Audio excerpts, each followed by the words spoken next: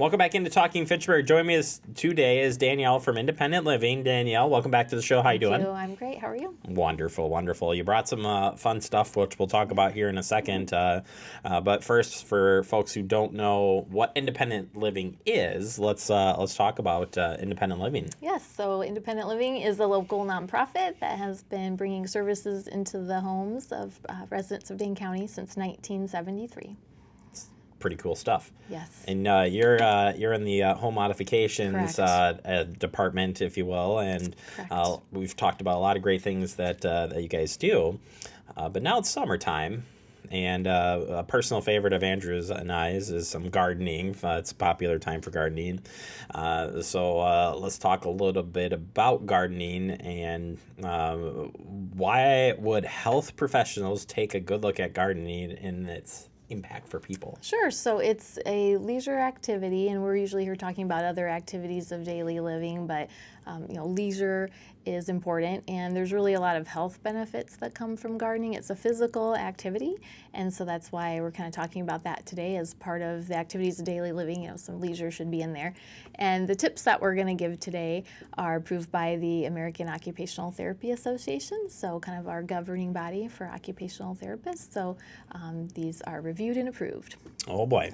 So we're talking, so the question is, well, how does gardening and modification come together? But I know it does.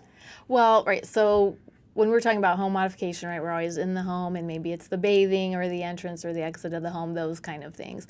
But since gardening is done at home, right, as a leisure activity, we're kind of talking about things today at home that people can do, and maybe the modifications will be in the tools they use or their body positioning or things like that. So we would just ask maybe people jot these down in case they hear something new, and this can help them this summer. Fantastic. We'll just dive right in here. What therapies are we talking about in the gardening spectrum? So we would say to start small or think small. That's not how gardening works. Come on now. Well, we're going to encourage that modification. Just have something that you can reasonably manage so it doesn't get ahead of you. Part of the planning can be having the garden close to home, close to the house, so there's less lugging things back and forth. You're close to the water source. If you're maneuvering the watering can, you're a little closer to that. Things you can do as far as like the equipment would be like the self-rolling hoses, that are lightweight. That's another option, to have something modified to continue doing what you love, but make that a little bit easier. And then, of course, we've got some equipment that we're going to put up. A kneeler seat is something that you can use for sitting, but as well as kneeling, just kind of protecting the body a little bit and helping you with your positioning. It's a pretty cool device, actually. I would actually consider getting this.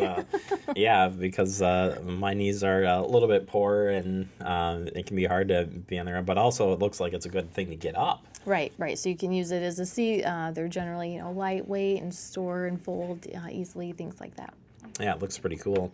How about the tools you brought in front of us here? Okay. I mean, these just look fun. Although I was saying, where is the big ones here, We got some Danielle? bigger ones. We're limited by, the size here at the studio. But in the tools, you're going to want things that are have like padded and built-up handles, so that's a little softer for use. This one here has some, spring-back mechanisms, so you want something like that that's making it a little bit easier for you to do less work and for the equipment to do some of the work.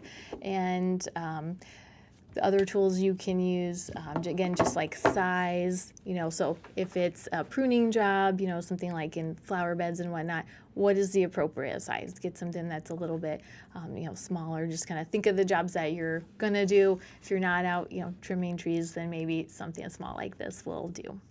Well, not that you're a gardening expert, but I'm sure picking out flower, if you're picking out something that you are going to prune that are thicker or thinner on the brush or the size of the plants, probably makes a difference too. Yep. Yep. So, And another thing we do have a picture of we want to show is actually a raised garden bed. So this is at one of actually Independent Living's properties. We have them at all of our properties, but a picture from one of ours that we recently built. So that's another thing you can bring the garden somewhat up to you versus you kind of needing to get down farther. It might be something where you'd have to hire someone to build it and fill it with soil and things, but then it can be brought up to where you're comfortable at.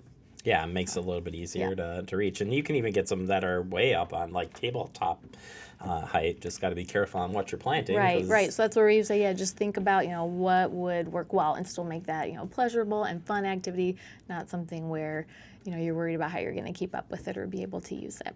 Yeah, I think that works out pretty good. What about your advice on viewers for just the planning out, considering being careful? I mean, you kind of said it, but what do you have on that front? So when you're thinking about what you're going to plan, maybe you want something that's like a lower maintenance, things that are only going to that can come back, year after year instead of you needing to plant new each year, and just thinking about, maybe things that go well together when you're choosing what to plant. So those are I just wouldn't have even thought of that, of Yeah. the ones that plant something that can come back, that comes back, and it's probably easier to trim and whatnot. But really, it's just, it would depend on what the situation is, certainly. But it seems to me that you can adjust being outside, inside, and still make it work. So I think that makes it easy. Yeah, and if it's to the point where this is beyond something that would be fun or to your ability, we are very lucky in this community to have a lot of gardens and resources that people can go to. So we've obviously got the UW Arboretum, they've got the tours, they've got the kind of group work days, so you can come volunteer and do work. You can look at their website for a lot of things. And if you're just wanting to take a pleasurable walk and see beautiful things, we obviously have the Old Brook Gardens and other things that you can just kind of look around in the community, look at the postings of events and things, and find something that's at your level, so you can continue to enjoy the passion at the level that you want to participate.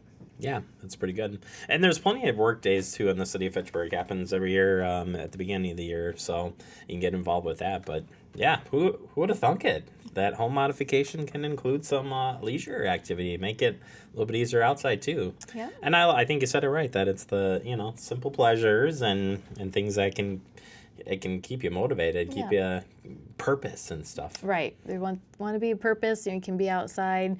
There's the vitamin D. There's just the relaxation and de-stressing that kind of comes when you're lost in something you enjoy doing, so that it's more fun and not just work. So we want people to be able to participate that throughout their life. All right, Danielle, I appreciate the time. If folks want to learn more about home modification or independent living. Yep, 268-9635 is the number to the home modification line. And then, of course, we have our website, independentlivinginc.org. We are on the social media, of course. And if you do find our website, you can see several other episodes that we have taped featuring together Danielle. before. That's right. We've got a plethora of them, so you can see, a history of things related to home assessments, home modification, and leisure now, too. Yeah, it works out really good. All right, thank you so much for your time, Danielle. Tell everybody hi back at Independent Living for us. Thank you. All right, we'll take a quick break. You are watching Talking Fitchburg. I'm taking these with me. Okay. Are you okay?